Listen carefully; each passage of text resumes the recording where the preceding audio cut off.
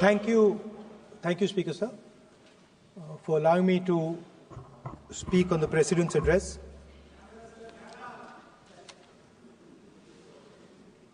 Camera. Thank you. Double thank you, sir.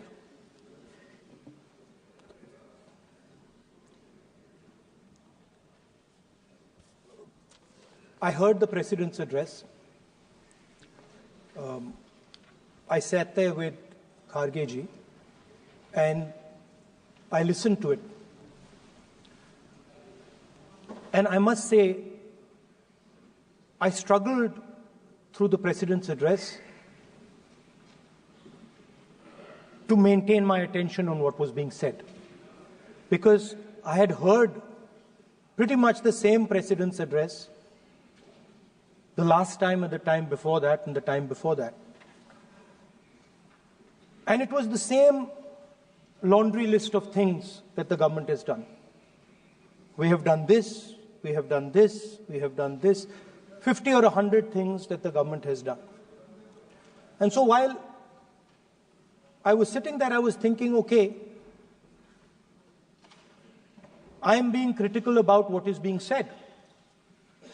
And I am saying that this is not the type of President's address that should be delivered.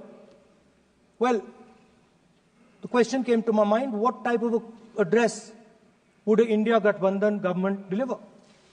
How would that address be different than the address we heard? Because it's no point me saying that it is a laundry list and then not providing an alternative idea. And so today I would like to lay out some dimensions of what an alternative address would look like, what the India Gathbandhan would probably focus on, and where we would lay emphasis.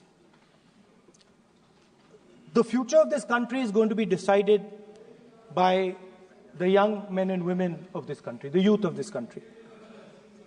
So I think anything we say has to be addressed to them, has to be spoken to them. The first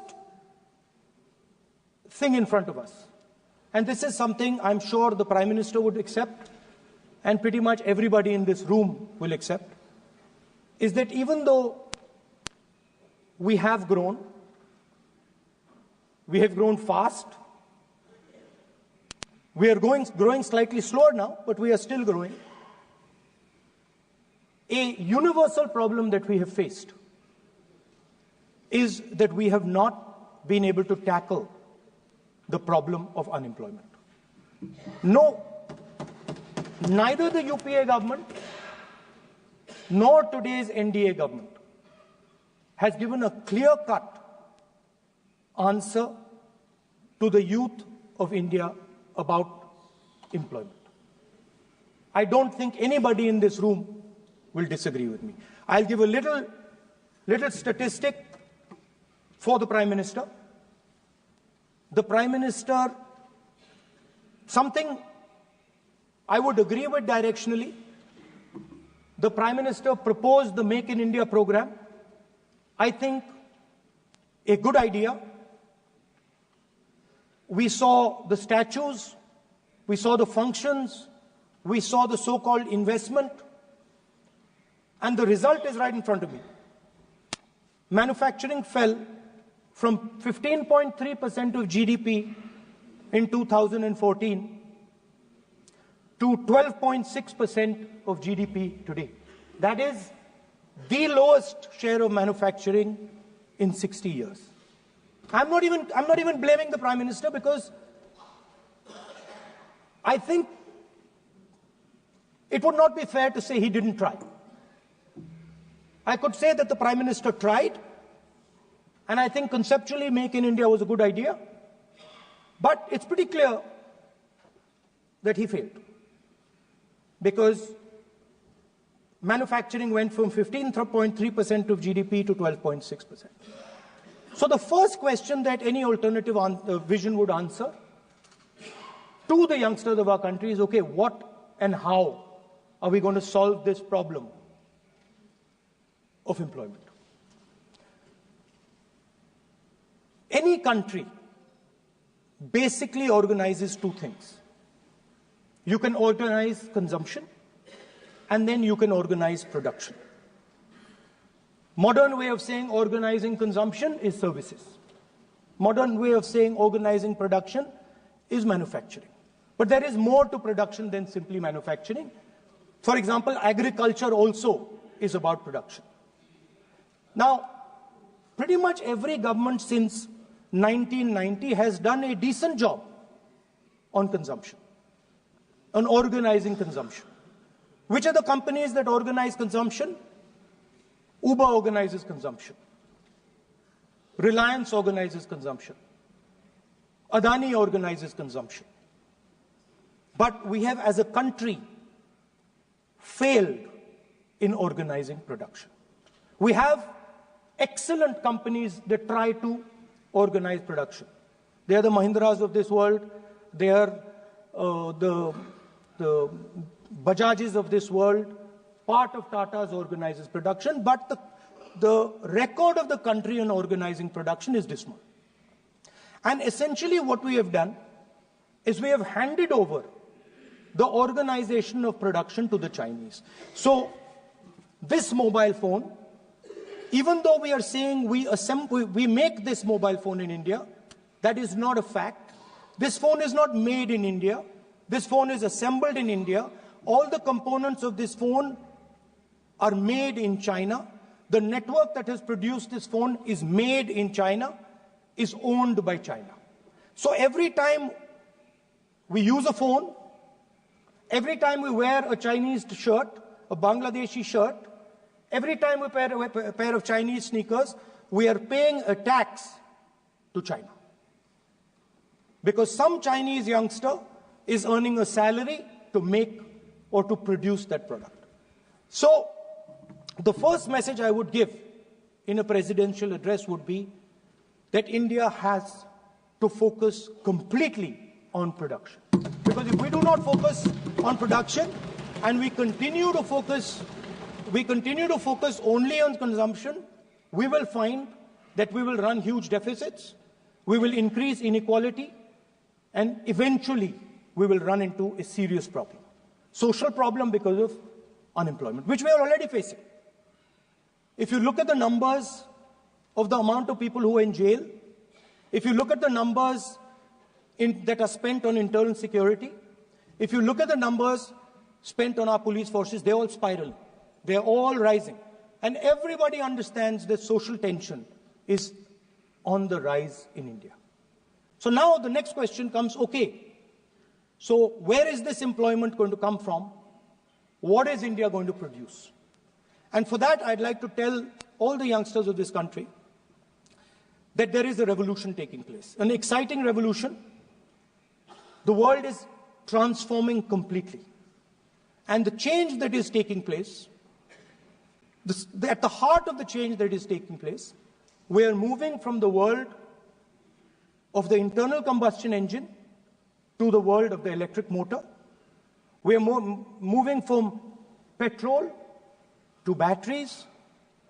We are moving wind, solar, potentially nuclear energy. So our entire way of moving is changing. And this is going to change every single thing. It is going to change warfare.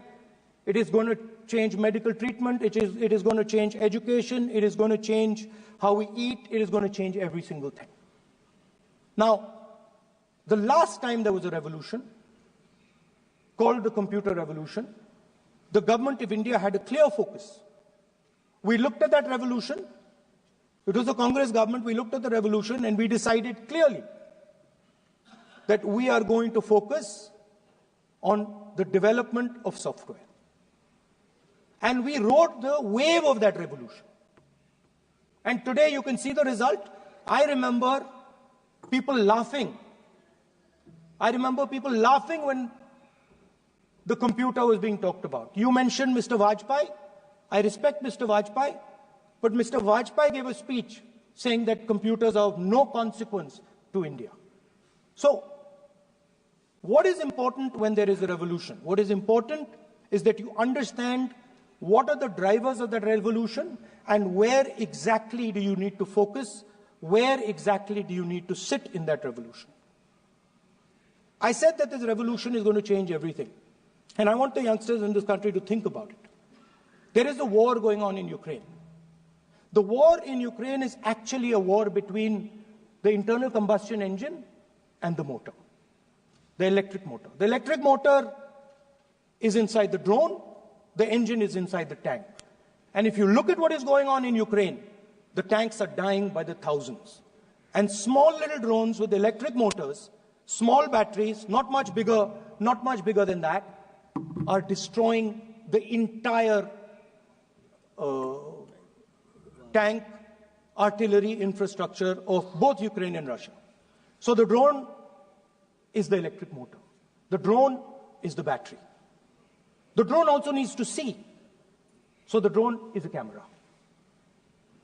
In the same way, electric cars, the electric car is a motor. The electric car is batteries. The electric car is cameras. Robots are exactly the same thing. Robots are electric motors, multiple electric motors with cameras, with batteries.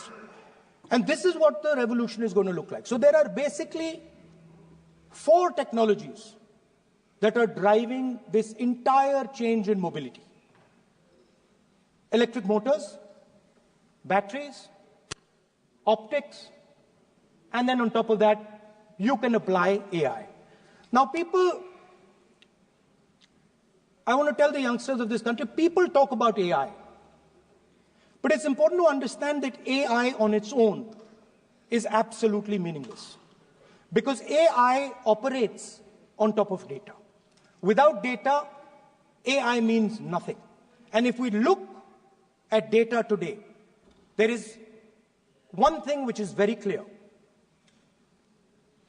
Every single piece of data that comes out of the production system in the world,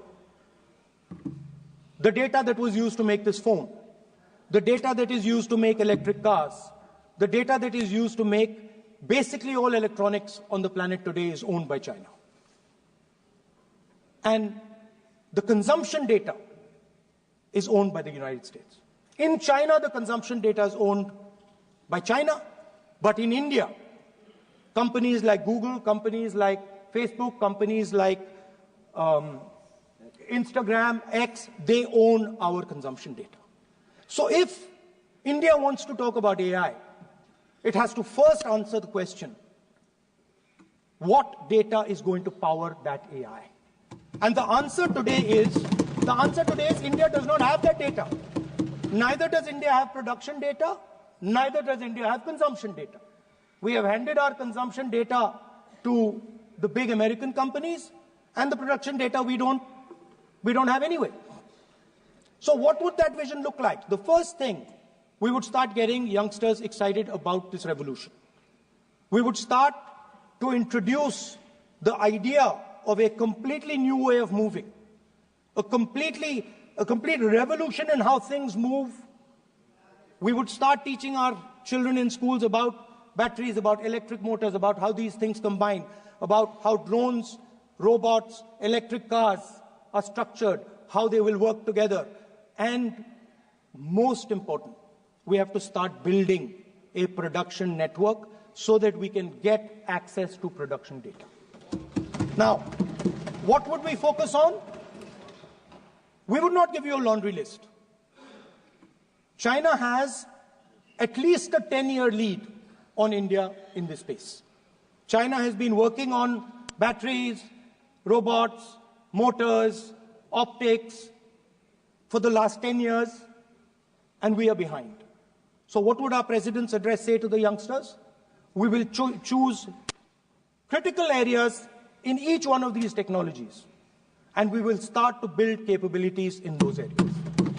The second thing we would do, we would ensure that our banking system is not captured by 2 or 3 companies that basically do not allow you to build a production system.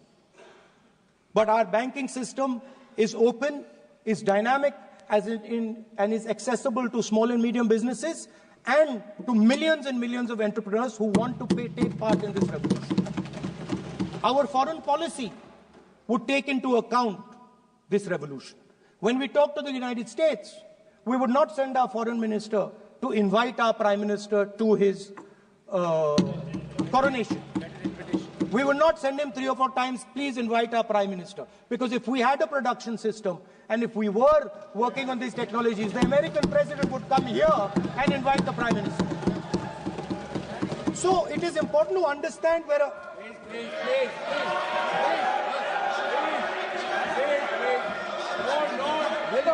Foreign policy.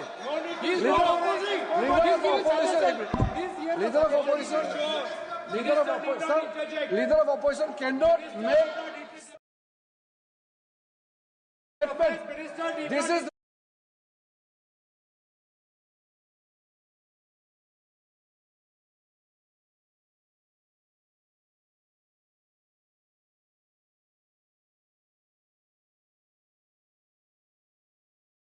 Opposition, sir.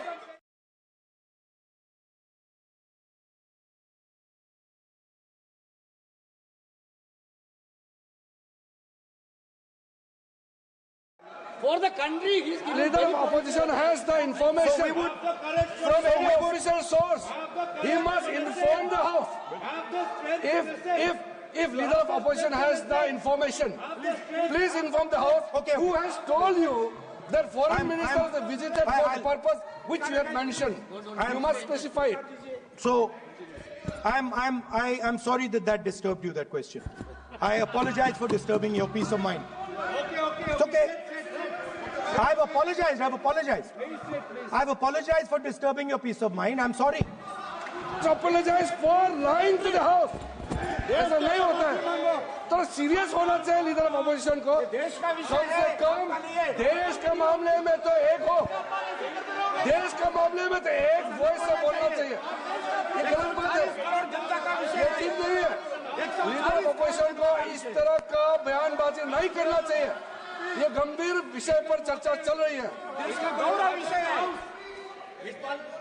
So we would start by telling our young men and women that they have to be at the forefront of this revolution. We cannot afford that the Chinese are at the forefront of this revolution. Number one. Number two, we would ensure that the absolute best experts on these technologies would talk to our students, would talk to our youngsters and guide them on what a future, on what these future technologies are going to do.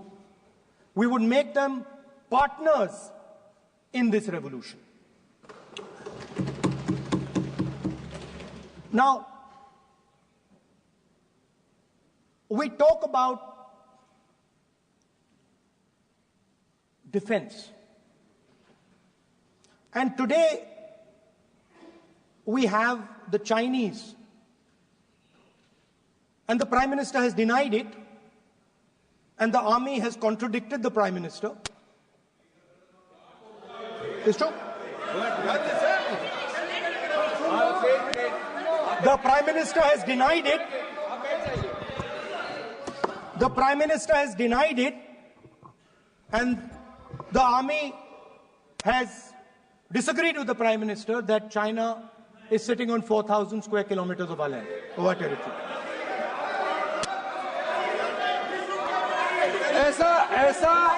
ऐसा इस सदन में अब मन चाहे बात नहीं बोल सकते हैं. ये बिल्कुल ठीक नहीं है सर. ये सीरियस मामला है. आप foreign policy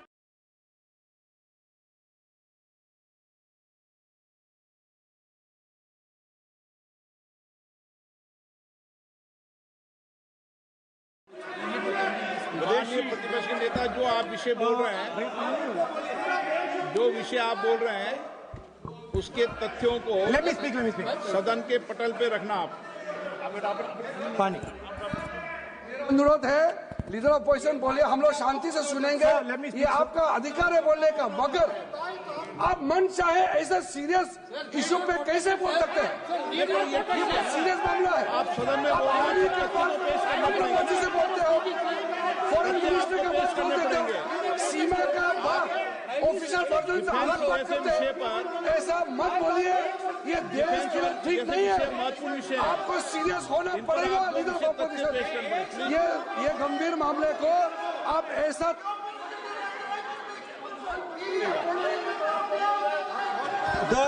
The Prime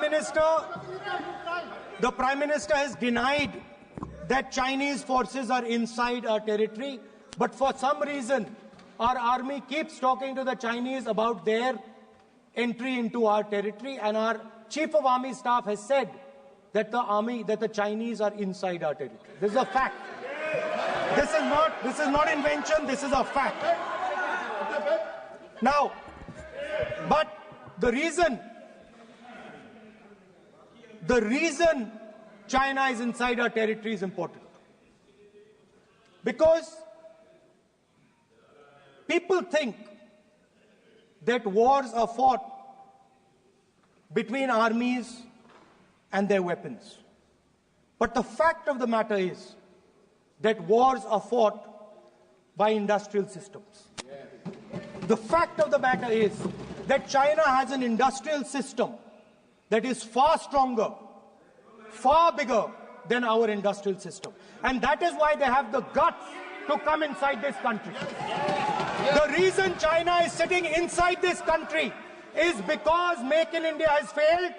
The reason China is sitting inside this country is because India is refusing to produce. And I am worried that India is going to give up this revolution to the Chinese once again. The reason I made this reference is because everything is connected.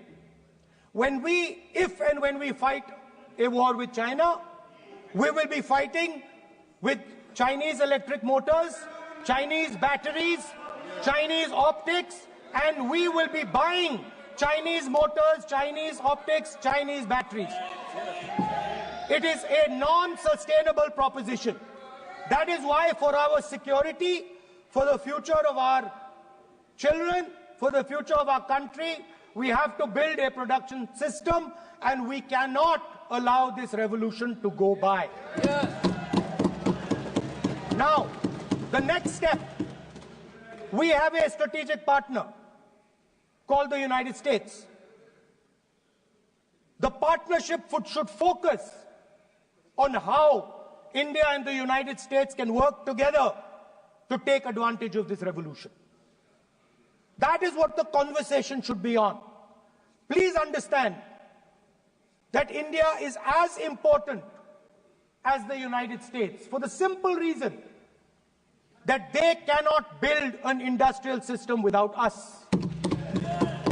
They cannot build a production system without us. No matter what they say, the Americans simply cannot do what India can do because their cost structure is much, much, much more expensive than ours. We can build things that the Americans would never imagine. India can do that. So that would be the first part of a president's address. We would talk to the youngsters in India and say to them, we want you to be partners in this revolution. We want to change the Indian banking system so you can have access to it. And we believe in you, we trust in you, and we believe you can take on the Chinese. That's the first part. The second part would be about participation. We have done a caste census in Telangana. And what we have found is shocking. Almost 90% of Telangana is either Dalit, Adivasi, backward, or minority. Almost 90%. And I am convinced that that is the story across the country. I am absolutely convinced that the OBC population of this country is not one less than 50%, possibly 55%. 16% are Dalits, 9% are Adivasis, 15% are minorities. Last budget, there was a photograph. You remember the photograph? Of course. वो मक्खन बांटने वाली, हलवा बांटने वाली photo. मैं हैरान हो गया कि इस बार फोटो ही हटा दी. हलवा खिलाया मगर दिखाया नहीं किसको खिला रहे. प्लीज. तो at the center of any new development paradigm for this country, which runs parallel with the production paradigm I spoke of, which works together with the production paradigm I spoke of, is the participation of lower castes, OBCs, Dalits, Adivasis in the wealth of this country. If we look at the largest corporates in this country, they're all owned. None of them are owned by OBCs. None of them are owned by Dalits. None of them are owned by tribals. If we look at the biggest media companies that support the Prime Minister, every day we see the Prime Minister's pleasant face, smiling face on these media. None of them are owned by OBCs. None of them are owned by Dalits. None of them are owned by Adivasis. This is the fact. So central to any new development paradigm is the architecture of a new paradigm. And that architecture of the new paradigm can only be built once the caste census is placed on this table. Because once the caste census is placed on the table, we will know exactly how much of this country's wealth, how much of this country's power, how many of this country's institutions are owned by 90% of this country. There are OBC MPs in the BJP. There are OBC MPs in the BJP.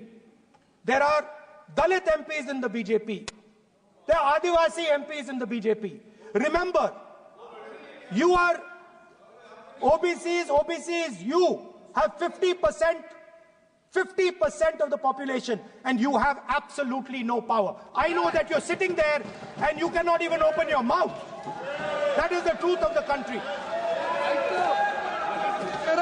प्रधानमंत्री का चेहरा आपको दिखाई नहीं देता है. जाति जनगणना, प्रधानमंत्री का चेहरा आपको दिखाई नहीं देता है. Architecture, participation, revolution in this country that we are going to bring.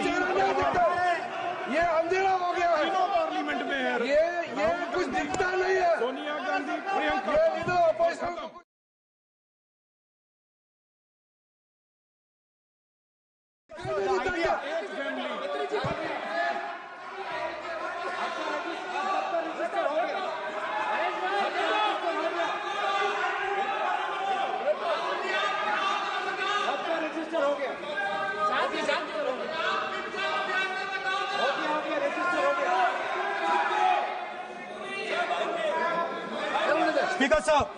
Speaker sir, so the idea is, on one side, allow India and the Indian youngsters to participate in the coming mobility revolution. Allow them to participate in building robots, in building drones, in building electronic items, in building EVs. And on the other side, running parallel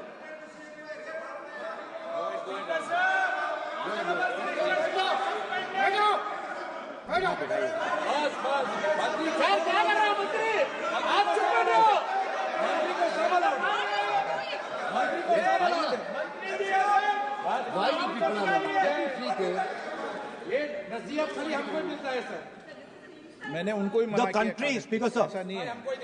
So, आप भी बहुत disturbance करते हैं. Okay, Speaker sir.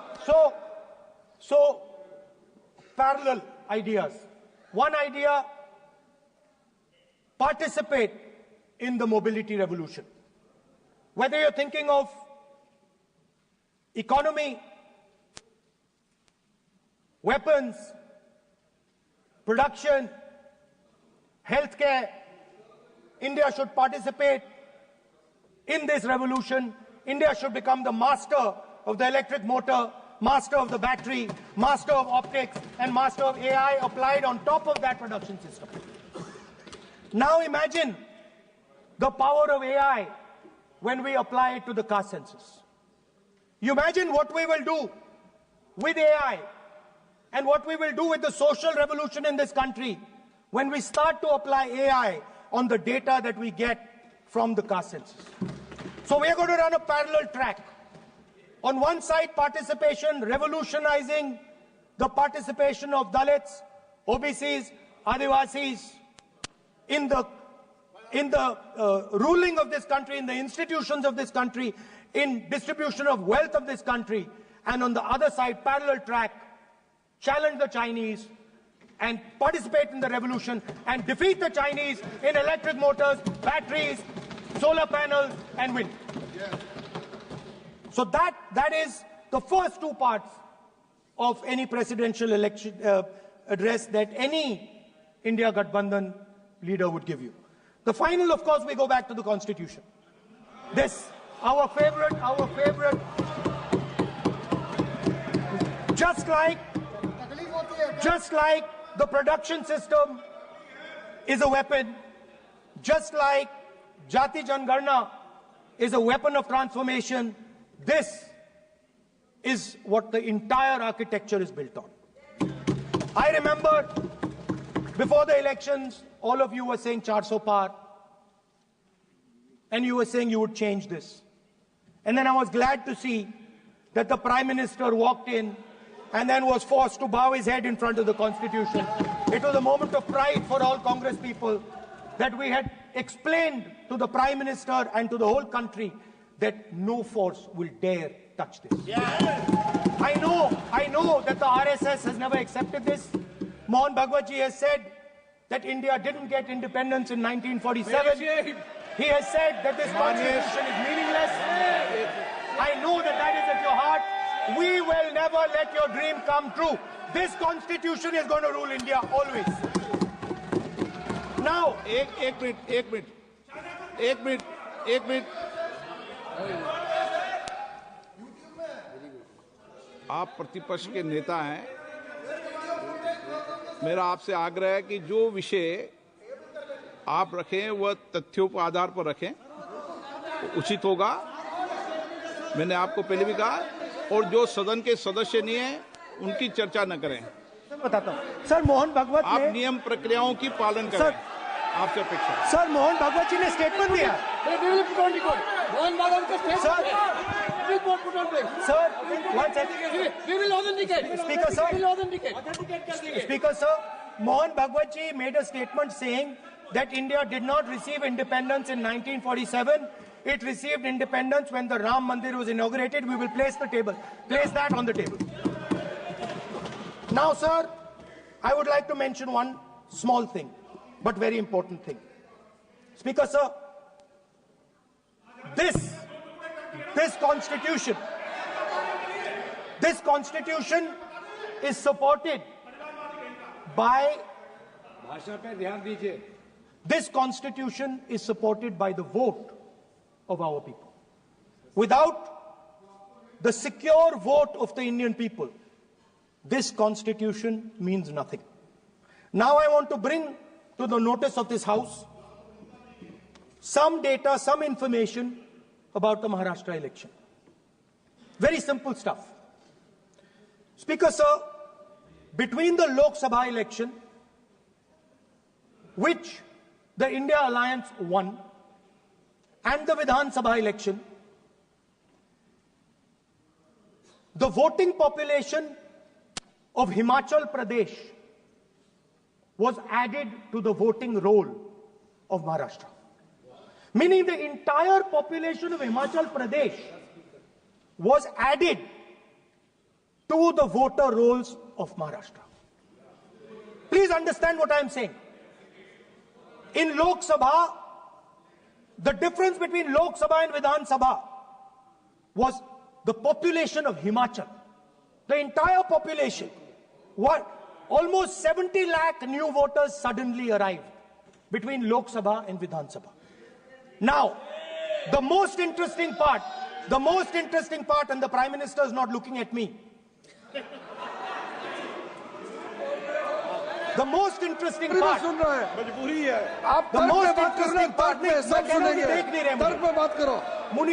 suddenly. The most interesting part is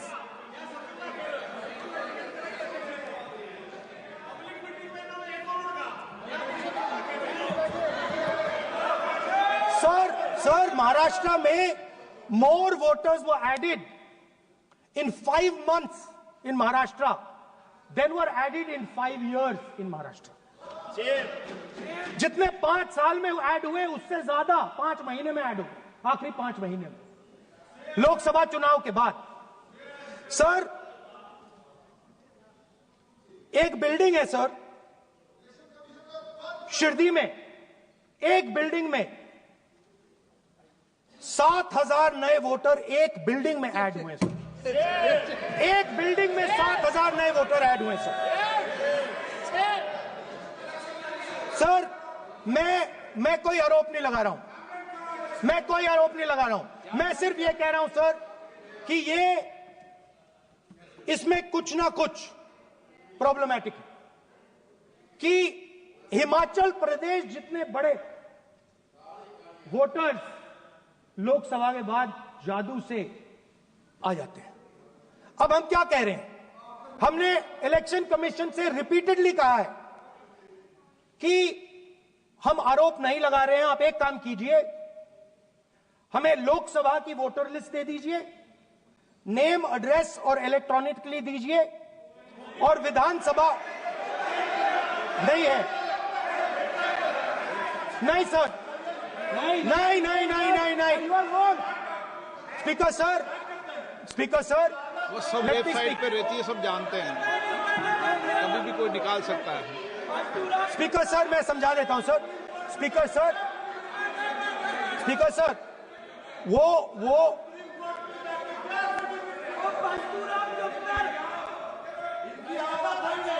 speaker sir, we have asked, speaker sir,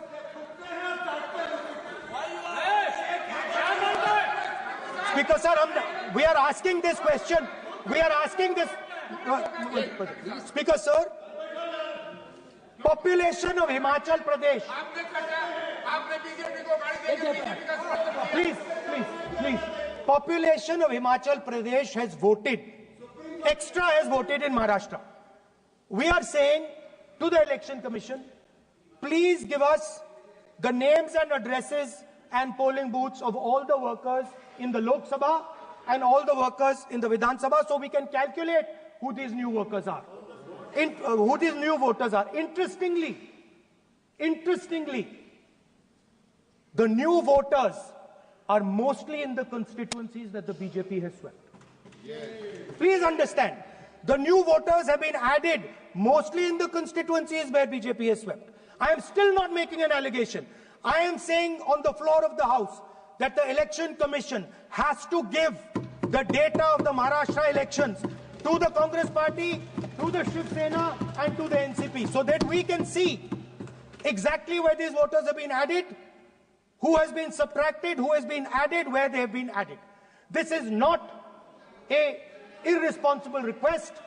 This is a very simple request for them to fulfill. The reason I am saying this, sir, is because the rules have been changed. This is not just said in isolation.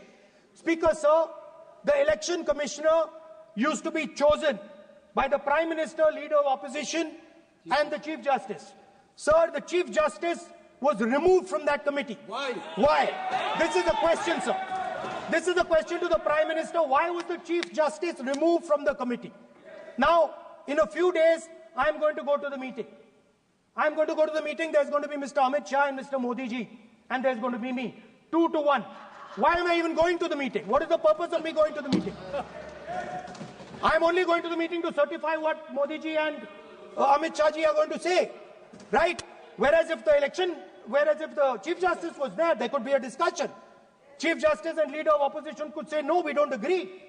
So, there seems to be a calculated strategy. Now, just prior to the Lok Sabha, the election commissioner was changed and 2 new election commissioners were placed. Yes.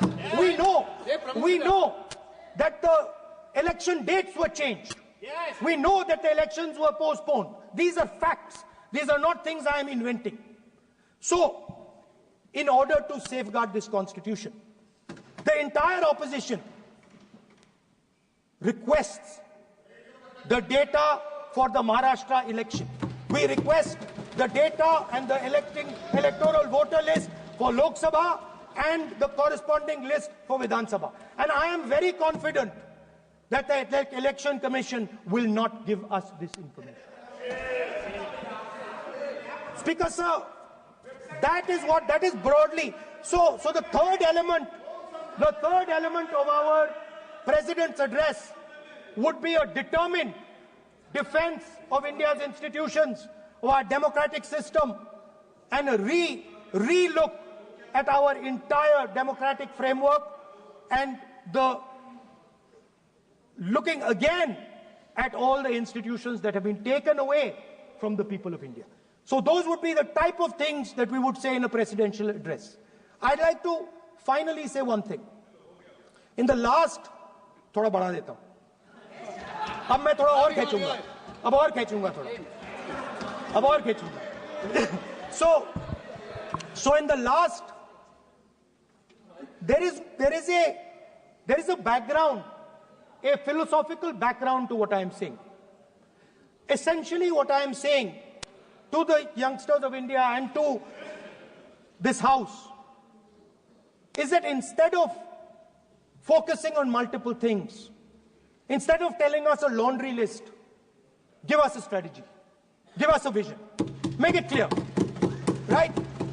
Now, there is a philosophical basis to this. There is even a deep philosophical basis to this. I showed you the picture of Shivji, which you didn't allow me to show. I showed that picture for a reason. What does that picture tell us? If you look at that picture carefully, it tells us focus carefully. Do not get distracted. Do not look here and there. Do the job at hand. So there is a philosophical basis to the speech I have given. I have not told the House and the country that we will do this, and this. This is the philosophy of Shivji. Say what you have to say, but be clear that you're going to do that one thing and don't do 56, 70 different things. So there is a link between our philosophical tradition, our religious tradition, and what I'm saying. And that is what India needs to do. India needs to connect the past, the values of the past. You talk about Sardar Patelji, but you destroy Sardar Patelji's values every day. You talk about Ambedkarji, you destroy his values every day. You talk about Nehruji. No, you don't talk about Nehruji. Right? You bow in front of Buddha. You destroy what he says. So the point is, you have to be truthful to what you are, right? And it is important that when you are giving a way forward to the nation, there is clarity of purpose. There is no hatred, there is no violence, there is no anger, because these things are destroying our country. So my speech has not been angry, has not been nasty. My speech has been very polite, very kind, and I thank the Prime Minister for coming and listening to it.